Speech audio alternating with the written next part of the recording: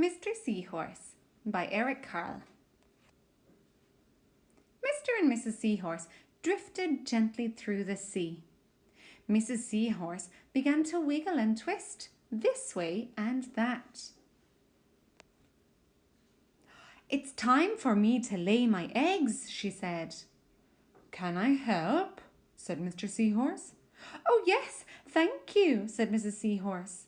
And she laid her eggs into a pouch on Mr. Seahorse's belly. "I'll take good care of our eggs," said Mr. Seahorse. "I promise."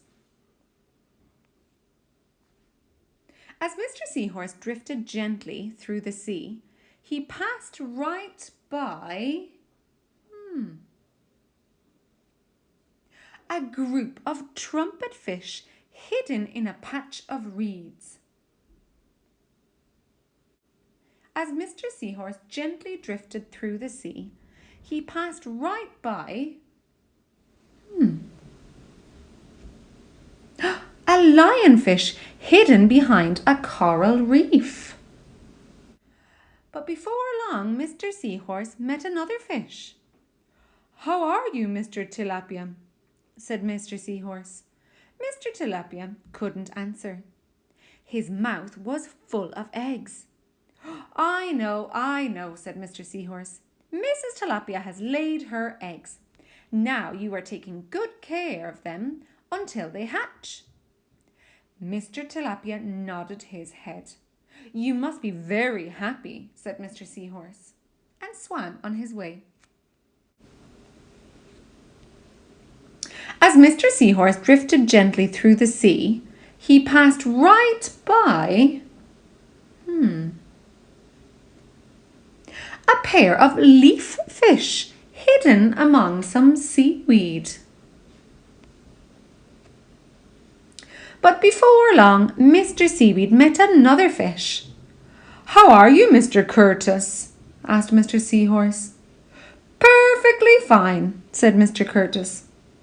"Mrs. Curtis has laid her eggs and I have stuck them on my head. Now I'm taking good care of them until they hatch." "Ooh, you're doing a very good job," said Mr. Seahorse, and he swam on his way. As Mr. Seahorse drifted gently through the sea, he passed right by a stonefish hidden behind a rock. But before long, Mr. Seahorse met another fish. "How are you, Mr. Pipe?" said Mr. Seahorse. "Couldn't be better," said Mr. Pipe. "Mrs. Pipe has laid her eggs along my belly. Now I'm taking good care of them until they hatch." "You should feel proud of yourself," said Mr. Seahorse, and swam on his way. But before long, Mr. Seahorse met another fish. "How are you, Mr. Bullhead?" said Mr. Seahorse. "Tip-top," replied Mr. Bullhead. "Mrs. Bullhead laid her eggs, the eggs hatched, and now I'm babysitting." "You're doing a great job," said Mr. Seahorse, and swam on his way. The time had come for the seahorse babies to be born. Mr. Seahorse wiggled and twisted this way and that. At last, the babies tumbled out of Mr. Seahorse's pouch and swam away. One baby turned around and tried to get back into the pouch.